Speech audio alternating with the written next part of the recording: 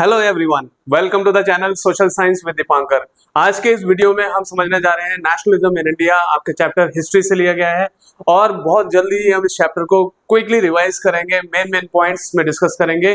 तो आप सभी से रिक्वेस्ट है वीडियो को लास्ट तक जरूर देखें ताकि हमको पूरा वीडियो समझ में आ जाए, पूरा चैप्टर समझ में आ जाए और इस चैप्टर की जो मेन आउटलाइन है, मेन कॉन्सेप्ट क्या क्या हमें टॉपिक कवर करना है, we shall discuss each one of them. Okay, so let us, without wasting any further time, we shall start with the chapter nationalism in India. तो nationalism की हम बात जब करते हैं, nationalism in Europe जो हमने फर्स्ट चैप्टर में डिस्कस किया था, और nationalism in India कैसे ये nationalism अलग है और क्या सिमिलैरिटीज हैं। अगर हम बात करते हैं डिफरेंसेस की, तो डिफरेंसेस में हम देखते हैं कि जो नेशनलिज्म यूरोप में इमर्ज हुई, that is the result of fighting against the autocratic forces. Autocratic forces के खिलाफ लड़ते हुए जो है वहां पर लोगों में एकजुटता की भावना आई, यूनिटी की भावना आई, एक sense of common identity, sense of collective identity जो है वो उभरी। जबकि इंडिया और ऐसे ही कई कॉलोनीज, क्योंकि हम एक ब्रिटिश कॉलोनी थे, ठीक है, यहाँ पर ब्रिटिश रूल था, वी वर ए कॉलोनियल, थोड़ा सा यहाँ कोई बात नहीं, इसको काट के फिर कंटिन्यू करेंगे, है ना। We were a colonial country and here the sense of collective identity, the sense of common identity, जो सेंस ऑफ कलेक्टिव बिलोंगिंग है और यूनिटी की जो भावना है वो कैसे आई यहाँ पर। यहाँ एंटी कॉलोनियल मूवमेंट जो चली उसके जरिए लोगों में एकजुटता की भावना आई, ठीक है, राष्ट्रवाद की भावना लोगों में जगी। लोग किस तरीके से अलग अलग सोशल ग्रुप्स अपने होप्स एस्पिरेशंस के साथ वो एंटी कॉलोनियल मूवमेंट में जुड़ते गए और इस तरीके से ये यूनिटी आई। लेकिन ये यूनिटी आना इतना आसान भी नहीं था, विदाउट एनी कॉन्फ्लिक्ट ये नहीं हुआ, इसमें कई कॉन्फ्लिक्ट्स भी पैदा हुए, क्योंकि हर एक सोशल ग्रुप का, अगर हम बात करते हैं कि रिच फार्मर्स या पुअर फार्मर, जो पीजेंट्स, छोटे किसान, बड़े किसान, अगर इंडस्ट्रियल वर्कर्स हैं या मिल इंडस्ट्रियलिस्ट की बात करें, तो हर एक सोशल ग्रुप का अपने अपने होप्स और एस्पिरेशंस थे। तो ऐसे में इन होप्स और एस्पिरेशन का आपस में टकराना भी बिल्कुल आम सी बात थी। तो ऐसे में डिफरेंट सोशल ग्रुप्स का साथ आना भी विदाउट एनी कॉन्फ्लिक्ट पॉसिबल नहीं था। तो ये जो यूनिटी इंडिया में आई वो एंटी कॉलोनियल मूवमेंट के जरिए आई, और जो ये यूनिटी लाना भी इतना आसान नहीं था, इसमें कई तरह की दिक्कतों का सामना करना पड़ा और कई तरह के चैलेंजेस का सामना करना पड़ा। जैसे मैंने बताया कि हर सोशल ग्रुप के अपने अपने होप्स थे, अपने अपने एस्पिरेशंस थे, अपने अपने गोल्स थे, ठीक है, जिनकी जैसे जितनी जहां तक समझ थी उस समझ के हिसाब से उन्होंने नेशनलिज्म को समझा, ठीक है। यानी कि आप ये बात करेंगे कि उनके जो इमीडिएट गोल्स हैं, उन इमीडिएट गोल्स को लेकर वो ज्यादा कंसर्न थे, बजाय इसके कि ओवरऑल अगर हम बात करते हैं कि जो भारी भरकम शब्द है नेशनलिज्म, उनको शायद समझ में ना आए। कई ऐसा सोशल ग्रुप्स है उनको नहीं मालूम है, इनको पता नहीं है नेशनलिज्म क्या है, ठीक है, बट उनको जो उनके जो इमीडिएट गोल्स हैं उससे वो जुड़े हुए थे। और एंटी कॉलोनियल मूवमेंट में वो किसी न किसी तरीके से डायरेक्टली इनडायरेक्टली जुड़कर एक राष्ट्रवाद की भावना, एक यूनिटी की भावना हमारे यहाँ आई। हाँ, ये तो रही, हम डिफरेंसेस की बात की हमने, किस तरह से यूरोप में जो नेशनलिज्म वो कैसे आई, that is while fighting against the autocratic forces, and here in our country it came while fighting against the imperial forces, ठीक है, जो कॉलोनाइजर्स के अगेंस्ट लड़ते हुए, सब्जुगेशन के खिलाफ लड़ते हुए यहाँ पर नेशनलिज्म की भावना पैदा हुई। और इसमें हम बात करते हैं बच्चों, जैसे कि जो सिमिलैरिटीज की हम बात कर रहे हैं, जो सबसे एक कॉमन एक ग्राउंड था अग्रीमेंट का, कि नेशनलिज्म में ये माना गया है कि जो क्रिएशन ऑफ नेशन स्टेट वो एक यूनिवर्सल चीज मानी गई और उसको एवरीवेयर, ठीक है, हर जगह जो है, हालांकि नेशनलिज्म का इंटरप्रिटेशन या नेशनलिज्म को अपने अपने तरीके से समझा गया, लेकिन जो नेशन स्टेट की जो जरूरत है वो हर जगह महसूस की गई और ये एक कॉमन ग्राउंड बनी, जहां लोग, हर अलग अलग देश के लोग जो है इस बात से अग्री करते रहे या अग्री किया उन्होंने कि नेशन स्टेट जो है वो एक प्री कंडीशन है लोगों के होप्स, एस्पिरेशंस और गोल्स को पूरा करने के लिए, ठीक है। तो ये सिमिलैरिटी और डिफरेंसेस हमने बात की। इस पूरे चैप्टर में हम बात करते हैं कि किस तरह से जो इवेंट्स हैं जैसे फर्स्ट वर्ल्ड वॉर और खिलाफत और नॉन कोऑपरेशन और सिविल डिसोबीडियंस मूवमेंट, ठीक है, पूरा चैप्टर का ही जो सार है, जो एसेंस है, वो इसी के ही इर्द गिर्द है, ठीक है। मेनली हम इसमें बात करते हैं, जब हम शुरू इसमें करते हैं फर्स्ट वर्ल्ड वॉर से, तो फर्स्ट वर्ल्ड वॉर का क्या इम्पैक्ट रहा, ठीक है। Since we were a British colony and Britain was involve in the First World War, तो वर्ल्ड वॉर जो कंटिन्यू हुआ 1914 से लेकर ये जारी रही 1918 तक, तो ऐसे में जो ब्रिटेन क्योंकि खुद एक्टिवली इन्वॉल्व था वर्ल्ड वॉर में, ब्रिटेन खुद एक्टिवली इन्वॉल्व था वर्ल्ड वॉर में, तो ऐसे में इंडिया को जो है, चाहे वो इंडिया की पसंद हो या ना पसंद हो, इंडिया को लोगों को भी इसमें, यानी कि यहाँ के रिसोर्सेस को ब्रिटेन ने यूज किया, यहाँ के लोगों को यूज किया अपने मकसद को पूरा करने के लिए। तो जब ब्रिटेन वर्ल्ड वॉर में एक्टिवली इन्वॉल्व थी, तो ऐसे में जो अगर कोई भी देश अगर युद्ध में जाती है, लड़ाई में जाती है, तो वॉर के एक्सपेंसेस तो बढ़ ही जाते हैं, ठीक है। तो ऐसे में वो वॉर एक्सपेंसेस को किस तरह से मीट करेंगे, वो वॉर लोन्स के जरिए मीट किया जाएगा। किसके जरिए? जो डिफेंस एक्सपेंडिचर जो बढ़ जाता है, जिसको फाइनेंस किया गया वॉर लोन्स के जरिए और टैक्स को बढ़ाकर, ठीक है, और वो टैक्स बढ़ाकर अपने खर्चों को, अपने जो भी डिफेंस एक्सपेंडिचर के नीड्स को या डिमांड्स को वो उन्होंने पूरा करने का काम किया, ठीक है। जो वॉर लोन्स लिए गए, ठीक है, और कस्टम ड्यूटीज जो है उसको बढ़ाया गया, और इनकम टैक्स, ये बहुत ही इंपॉर्टेंट पॉइंट है बच्चों, इनकम टैक्स को फर्स्ट टाइम, ठीक है, इससे पहले नहीं था इनकम टैक्स, तो वर्ल्ड वॉर का एक सबसे बड़ा इंपैक्ट इंडिया में ये हुआ कि income tax has been introduced for the first time, okay. Prices increased, so this was the effect of the First World War. You can see that how prices of essential commodities increased, and that has led to, you know, more hardships, more problems for the common people. तो लोगों के लिए जो है, आम लोगों के लिए और ज्यादा मुसीबत का सबब बनी, क्योंकि वॉर की वजह से प्राइसेस ऑफ एसेंशियल कमोडिटीज जो है वो बढ़ गई थी, और आम लोगों के लिए ये एक बहुत बड़ा हार्डशिप उनको फेस करना पड़ा, ठीक है। फोर्स रिक्रूटमेंट, ठीक है, विलेजर्स, ठीक है, villagers were called upon to get recruited into armed forces, उनको जबरन जो है लोगों को गांव से जो है लोगों को भर्ती किया गया है आर्म्ड फोर्सेस में, जिसकी वजह से भी लोगों में काफी ज्यादा रिजेंटमेंट हुआ, काफी ज्यादा गुस्सा हुआ। और इसके साथ जैसा हम बोलते हैं ना कि नीम पे करेला चढ़ा वाला सिचुएशन वाला सीन कहाँ हो जाता है, जब एक तो ऑलरेडी सिचुएशन बड़ी खराब थी, टैक्सेस बढ़ा दिए गए थे, इनकम टैक्स इंट्रोड्यूस कर दिए गए थे, और प्राइसेस ऑफ एसेंशियल कमोडिटीज बढ़ गई थी। तो इसके साथ साथ जो है ये जो बात कर रहे हैं, फेमाइंस, ड्रॉट की बात करते हैं, अकाल की बात करते हैं, सूखा की बात करते हैं, एपिडेमिक, इन्फ्लुएंजा एपिडेमिक ने इसने 12 to 13 million people loss their lives, ठीक है। तो बच्चों ये पॉइंट बड़ा ध्यान करके रखना। एक तो हालत पहले से ही जर्जर थी, बहुत बुरी कंडीशन में इंडिया के लोग थे, और ऐसे में जो है आप ये देखोगे जो कॉलोनियल गवर्नमेंट थी वो बिल्कुल भी इनसेंसिटिव, आप ये देखेंगे बिल्कुल इनसेंसिटिव थी, और लोग फिर भी उम्मीद लगाए बैठे थे कि वर्ल्ड वॉर जैसे खत्म होगा तो हमारी परेशानी थोड़ी कम होगी, लेकिन ऐसा कुछ नहीं हुआ। तो जिससे लोगों का डिसैटिस्फैक्शन, लोगों का रिजेंटमेंट हम देखते हैं। कई सारे ये सारे जो पॉइंट्स हैं, आपको इस पॉइंट्स के आधार पर इस पे क्वेश्चन जरूर बोर्ड एग्जाम में पूछे जाते हैं, तो आपको पूरी तरह से अपने कमर कस लेना चाहिए, और ये जो पॉइंट्स मैंने अभी आपके सामने डिस्कस किया इनको जरूर आप लर्न करें, ठीक है। तो बच्चों वर्ल्ड वॉर 1 ने एक नया सोशियो इकोनॉमिक और पॉलिटिकल कंडीशन क्रिएट कर दिया, जिसमें पूरे देश में एक निराशा की माहौल पैदा हो गई। देश में जो है एक डिससैटिस्फैक्शन कॉलोनियल गवर्नमेंट के अगेंस्ट पैदा हुई। तो ऐसे में महात्मा गांधी एक हीरो की तरह एमर्ज हुए। He came from South Africa in January 1915 and he already had an experience to fight against oppressive system, because in South Africa the apartheid system was there. apartheid system क्या है? जो colour based discrimination, skin colour based discrimination वहां पर चल रहा था, resist government जो वो चल रही थी, उसके अगेंस्ट भी उन्होंने स्ट्रगल की।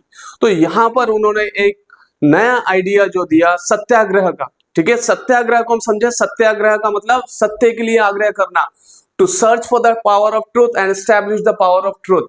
तो एक सत्याग्रह की एक नई एक novel method of mass agitation है without using any violence.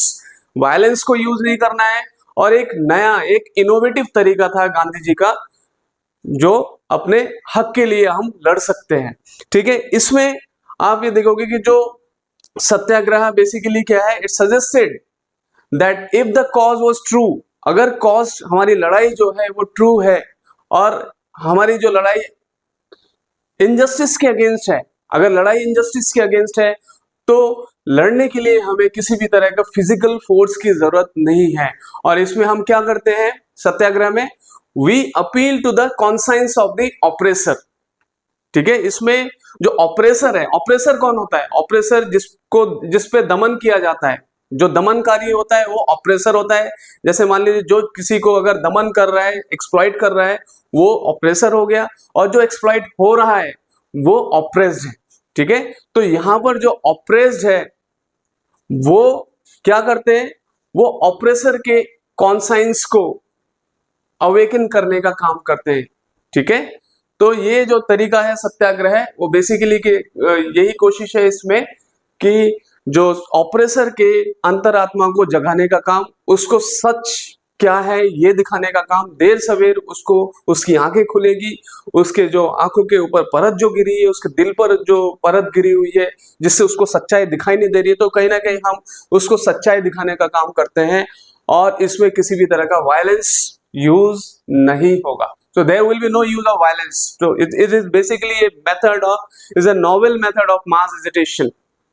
Okay, to appeal to the conscience of the oppressor without using any violence.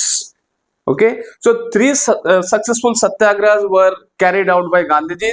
Champaran सत्याग्रह, जहां पर उन्होंने इंडिगो प्लांटर्स के अगेंस्ट जो वहां के किसान लड़ रहे थे तो उसको सपोर्ट करने के लिए गए, जो कि बिहार में है, बिहार में एक जगह है चंपारण। और दूसरा जो है खेड़ा सत्याग्रह उन्होंने सक्सेसफुली लॉन्च किया, कहां पर, जहां पर गुजरात में, गुजरात का एक टाउन है, और जहां पर जो पीजेंट्स हैं वो हाई रेंट के अगेंस्ट, यानी कि वो चाह रहे थे कि रेंट को कम किया जाए, उसको रिलैक्स किया जाए, तो उसके सपोर्ट में गांधी जी गए और खेड़ा सत्याग्रह किया। अहमदाबाद कॉटन मिल सत्याग्रह, जहां मिल वर्कर की डिमांड थी कि वर्किंग कंडीशंस को इंप्रूव किया जाए, नंबर ऑफ वर्किंग आवर्स, यानी कि वर्किंग आवर्स को रिड्यूस कर दिया जाए और वेजेस को बढ़ा दिया जाए, तो ये कुछ डिमांड्स थी। उन डिमांड्स के सपोर्ट में गांधी जी वहां पर गए।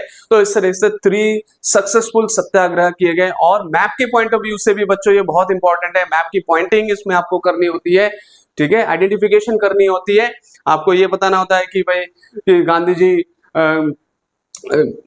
1917 में कौन सा सत्याग्रह करने गए थे, चंपारण में क्या किस कॉज के लिए गए, हो सकता है वहां नेम ना मेंशन हो, तो आपको जो है ये समझना है कि कौन कौन से सत्याग्रह, जो 3 सक्सेसफुल सत्याग्रह उन्होंने किए वो चंपारण, खेड़ा और अहमदाबाद।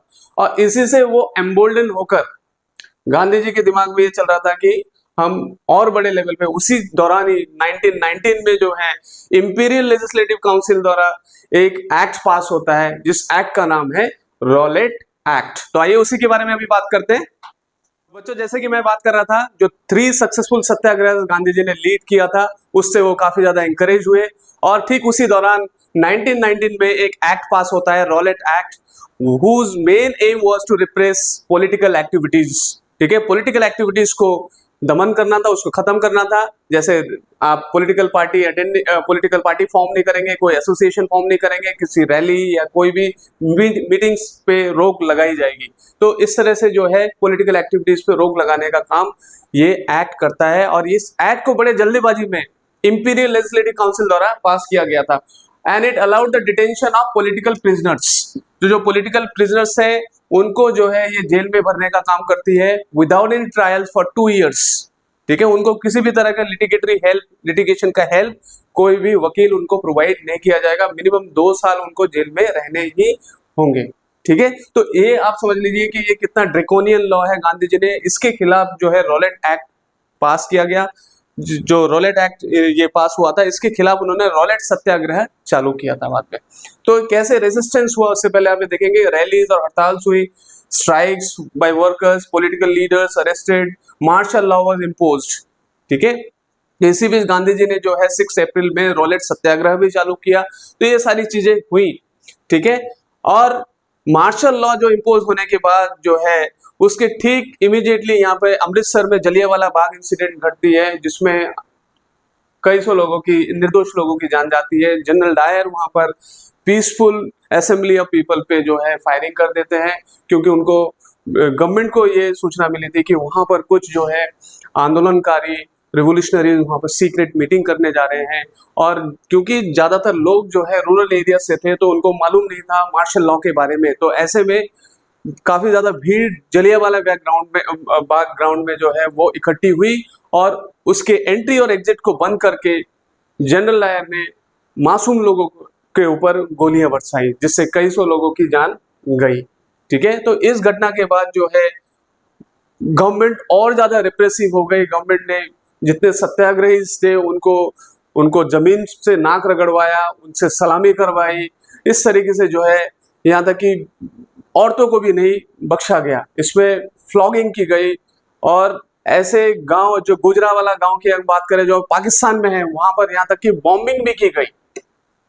ठीक है, तो ये सब घटना को देखते हुए गांधी जी ने फिर जैसे देखा कि जो रॉलेट सत्याग्रह उन्होंने चालू किया था उसको वो कॉल ऑफ करते हैं, और वो ये भी सोचते हैं कि जो ये रॉलेट सत्याग्रह को लेकर जो लोगों का जो सपोर्ट था, लोगों के तरफ से जितना सपोर्ट मिलना चाहिए था उतना नहीं हुआ था, क्योंकि ये मेनली सिटीज में ही लिमिटेड थी। तो अब उनके दिमाग में ये था कि रॉलेट सत्याग्रह कॉल ऑफ करें, और इसकी जगह जो है कोई बड़े लेवल पर जो है एक ऐसा मूवमेंट करें जिसमें ज्यादा से ज्यादा लोगों को हम शामिल करें। तो आइए उसी के बारे में बात करेंगे अभी।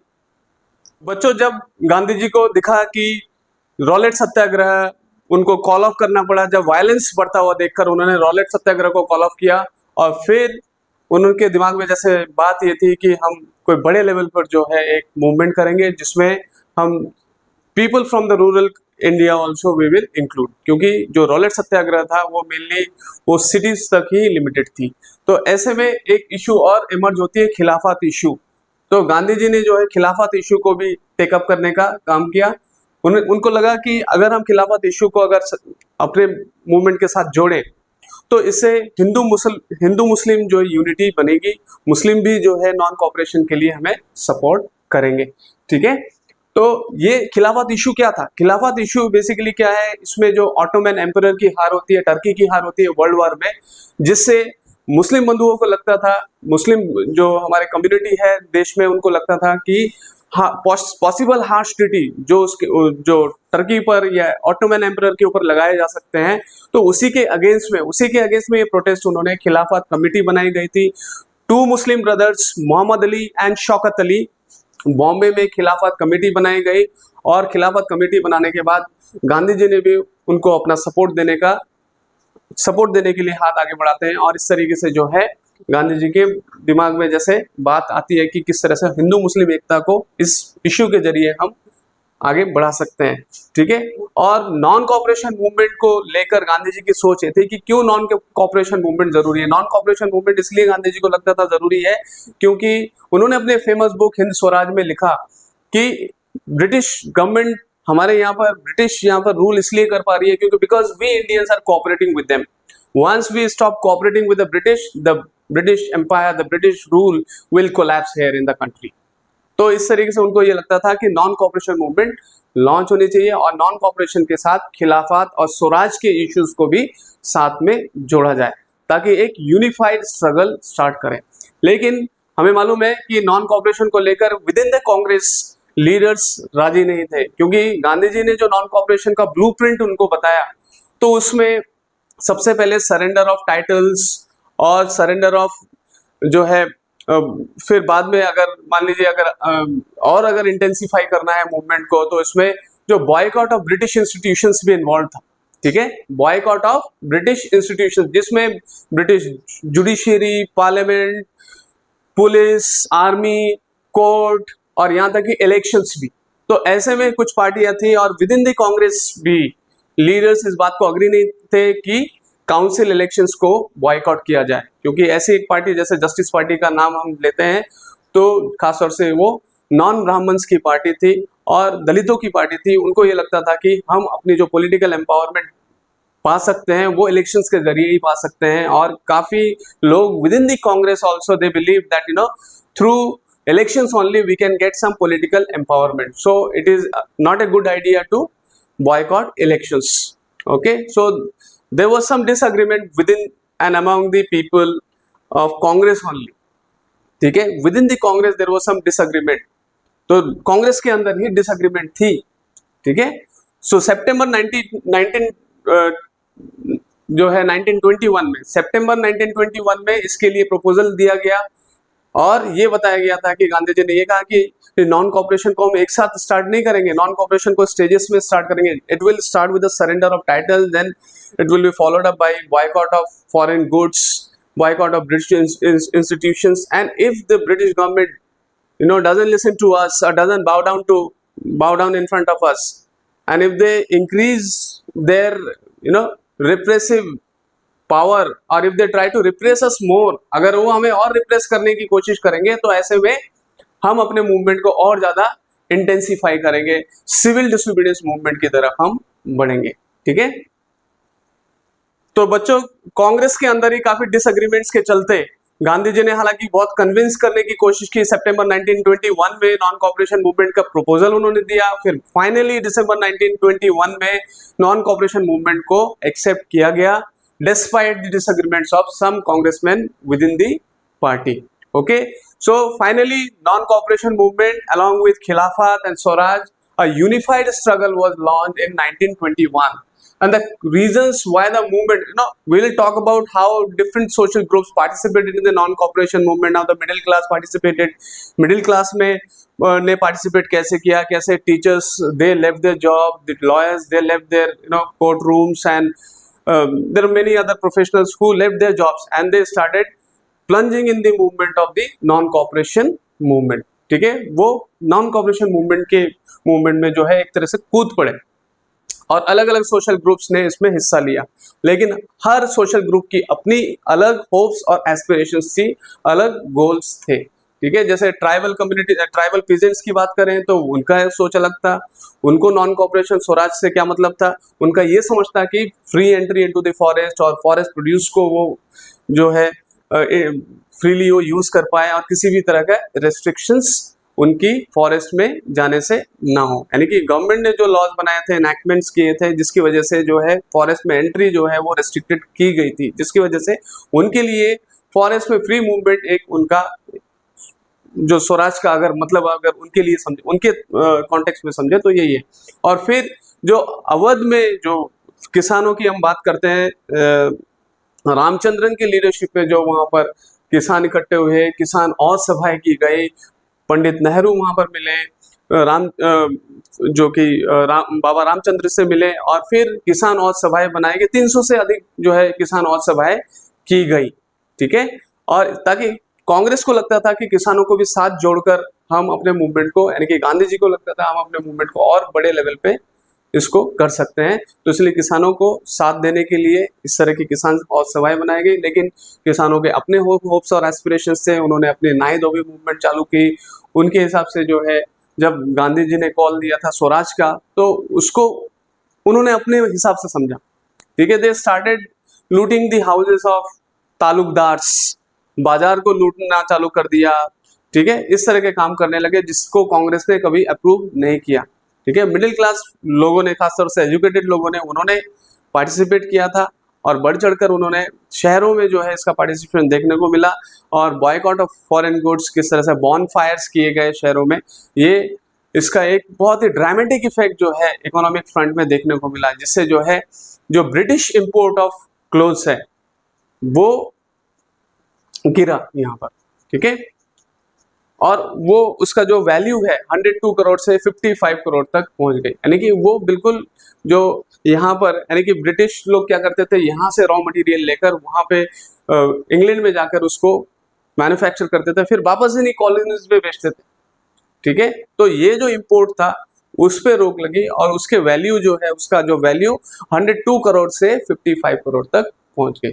मतलब बहुत ज्यादा ड्रामेटिक सक्सेस देखने को मिला शुरुआती टाइम में. फिर बाद में वो मूवमेंट धीरे धीरे जो है ट्रिकल डाउन होती रही. मूवमेंट में कैसे लोग वापस trickling, they started going back to join their office because there were no Indian institutions at that time.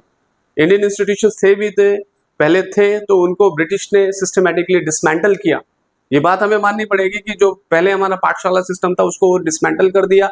लेकिन अब जो है आप ये देखेंगे कि अगर कोई इंडियन कोर्ट रूम में अगर एज ए लॉयर जॉब कर रहा है तो कोई इंडियन ऑल्टरनेटिव या इंडियन इंस्टीट्यूशन का होना चाहिए कि भाई मैंने ये जॉब छोड़ दिया तो मुझे जो है इंडियन कोर्ट रूम में मुझे काम मिले। लेकिन कितने लंबे समय तक लोग जो है वो बिना काम के रह सकते थे, ठीक है। और खादी का जो उन्होंने कॉल दिया था, खादी गरीब लोगों के लिए बहुत एक्सपेंसिव था, जिसको काफी दिन तक जो है गरीब जो है रेसिस्ट नहीं कर पा रहे थे। और अल्टीमेटली जो है वही जो मिल मेड क्लोथ जो कि सस्ती हुआ करती थी और गरीबों के अफोर्डेबिलिटी के अंदर थी, गरीब उसको अफोर्ड कर सकते थे, तो इस तरीके से जो है धीरे धीरे मूवमेंट जो है वो हल्की होती गई। तो ये सारी रीजन है। हम अगर कॉल ऑफ कौन से रीजन है जिसकी वजह से नॉन कॉपरेशन मूवमेंट को कॉल ऑफ करना पड़ा, देखिए मूवमेंट कई जगह वायलेंट होती गई, ठीक है। लेकिन सबसे बड़ा जो यहाँ पर कारण था वो चौरी चौरा इंसिडेंट, जहां पर 22 पुलिसमैन को जिंदा जला दिया गया था। उकसाई भीड़ ने 22 पुलिसमैन को जिंदा जला दिया, जिस वजह से जो है गांधी जी जो है इस मूवमेंट को फाइनली कॉल ऑफ करते हैं। उसके और भी रीजंस है, जैसे उनको ये गांधी जी को लगता था सत्याग्रही को अभी भी ट्रेनिंग देने की जरूरत है, क्योंकि अभी भी वो जो है बात बात पे